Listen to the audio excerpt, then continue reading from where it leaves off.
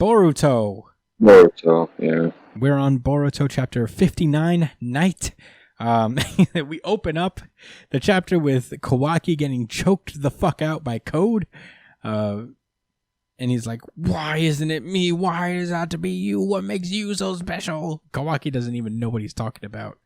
And yeah, basically, Code is like, if you weren't a chosen vessel, I would kill you right now. And Kawaki wakes up in the present, where he's with Amado and the assistant girl. And he says, he tells them that he's been having dreams about being Ishiki's vessel or and Code.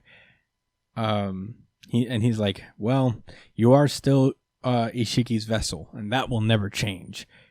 Which is it's an interesting thought here as he continues, like, Ishiki's soul may have been extinguished, but you're still able to use the karma that he left in your body.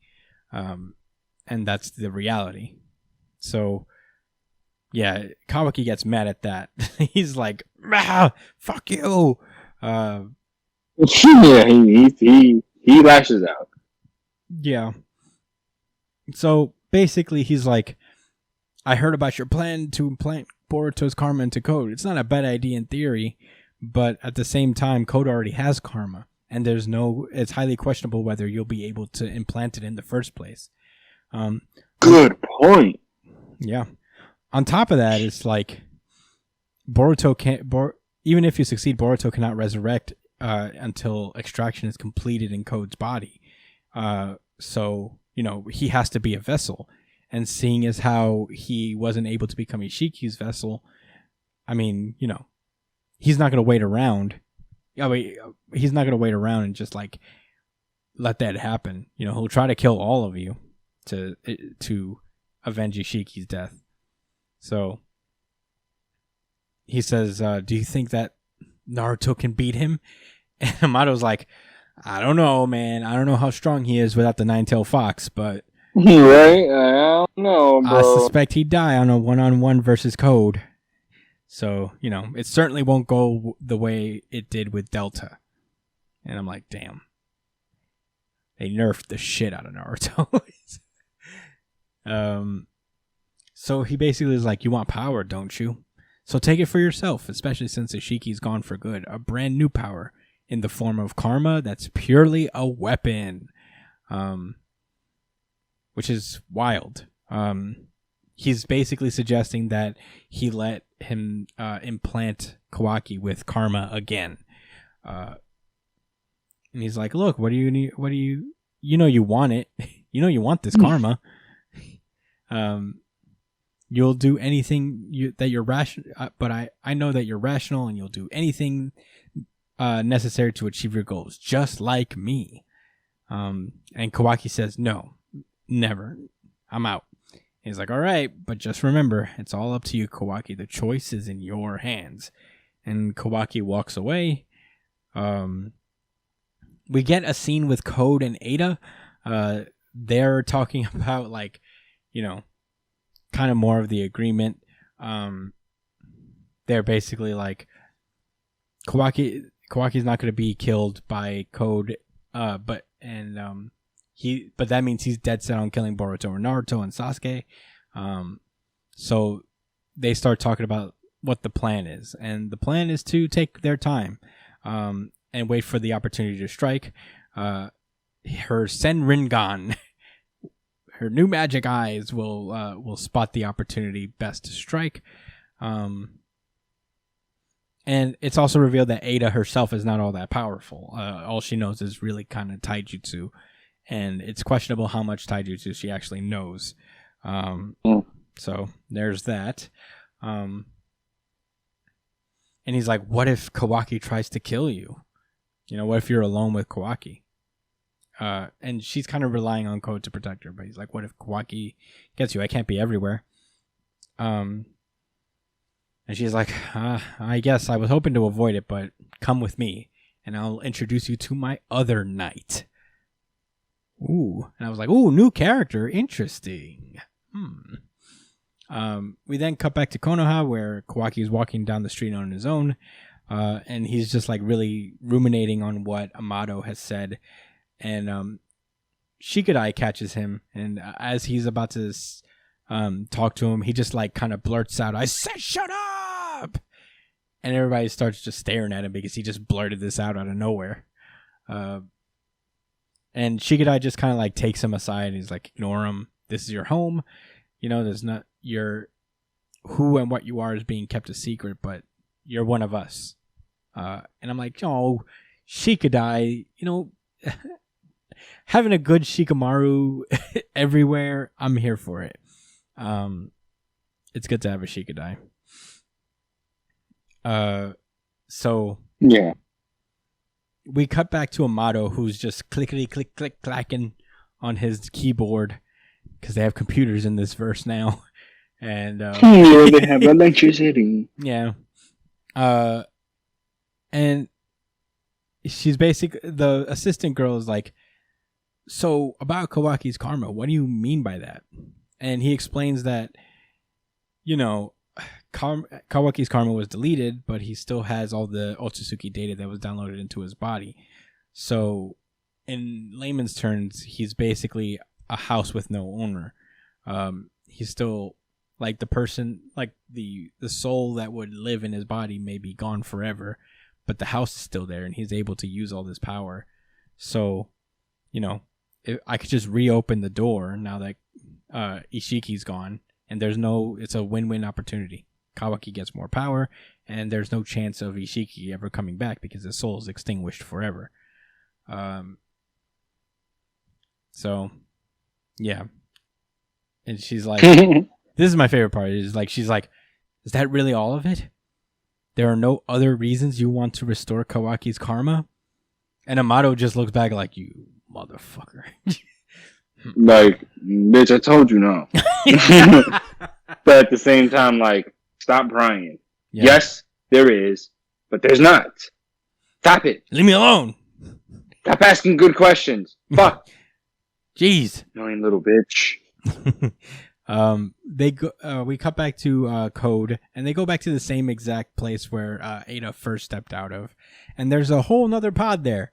I don't know if I noticed that before, but there's an entirely different pod there, and they open it up because it's another cyborg that Boro stashed in there. They open it up, and there seems to be nobody inside. But then, all of nowhere from behind, Code is jumped by this child. It looks like. Literally like around maybe 10, maybe younger, and he turns out to be Ada's literal biological brother known as Daemon. And at that moment, that's when more of the guards that actually hang out at this place pull up, and we get a full demonstration of Daemon's powers. I will say pretty interesting. Yeah, I'll give it to him. It's a very interesting unique power.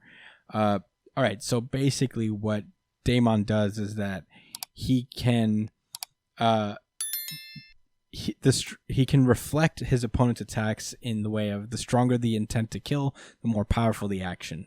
So, you know, if a foe is simply picturing the killing scene, he can instantly reflect that killing scene on the user. So, for example, one of the things he does is this dude, he pulls out this sword, and in that moment, he must have been envisioning cutting Daemon's head off. So Daemon used that to reflect that and make it into reality. So his head popped off in place of Daemon's.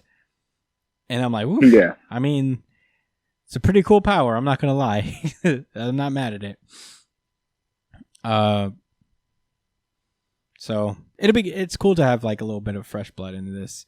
And an interesting, you know, secondary villain in Daemon. But meanwhile, we cut back to Amado, and her name is Kake, I think her name is, the assistant girl. She just keeps pressing Amado. Amado's like, she's like, you seem profoundly relieved after Ishiki was like dead, but Kawaki was fine. It seems like you seem motivated by something other than mere concern over his welfare. And Amado's like, You're really smart or stupid? Which is it? If you stay silent, you might have been able to draw out more intel. Don't you understand strategy? And the girl finally asks, so you are plotting something? And Amado says, so you're just stupid. And that's where the chapter ends. Yikes. Is she about to die? Well, I hope not. I hope this doesn't turn into a Shadow King Gabrielle situation where we just find her in a bush somewhere. But right? Just left. Yeah. I wonder, man. Ain't no resurrections here. I mean, I'm not going to say this is like a crazy twist because, you know, there was always the possibility of Amado heel turning. But he's more of a developed character than he was initially, so I am more fascinated to see, like, what is his plan? Because I don't think he likes the Otsutsuki. I don't think he's particularly fond of them. I think he's trying to give himself power. That's the only thing I can think of. Like, what more does he want? You know? Yeah. I think because he knows that the other people want. Yo, he already said, like, bro, if Code comes to me, he's gonna kill me. Yeah. And I'm gonna tell him everything. Yeah. So I don't know. It's interesting. I don't think he's just some bad guy. I think there's more nuance to it. Yeah. I hope there is anyway. If you follow the logic, I guess it's you know, Code is not a vessel. So he doesn't seem to have any interest in Code. Boruto has Momoshiki in it, which makes him super dangerous, but Kawaki, it has the potential to have karma without an Otsutsuki possession possible. Which I wonder. I like that's probably why he has the vested interest in him, is that there's something specifically about Kawaki that he can exploit. But yeah, this was a really interesting chapter. I mean, Kawaki was chosen to be the vessel for this dude, so it would make sense that, you know, he considers Kawaki a more interesting subject compared to his other creations, you know? Yeah. Sure. This is a body fit for a god, essentially. Well, he's got like all of the strengths and none of the weaknesses of a usual victim of karma. Because the whole point of the karma is like so eventually Otsutsuki will take them over. He doesn't have that possibility anymore, but he still can have all the power that comes with it. So that's an interesting thought, I guess. To what end? I don't know. Who is this guy really? I don't know. I think Amado's goal is probably to resurrect his daughter with a perfect body, essentially, right? Oh, shit. That's interesting. Because he's keeping what's her name locked up for a reason, you know? Like, there's probably some transference that he could do. Ada? Like, he's probably planning to do the same thing that they're planning to do with Boruto to Code, with Kawaki to his daughter.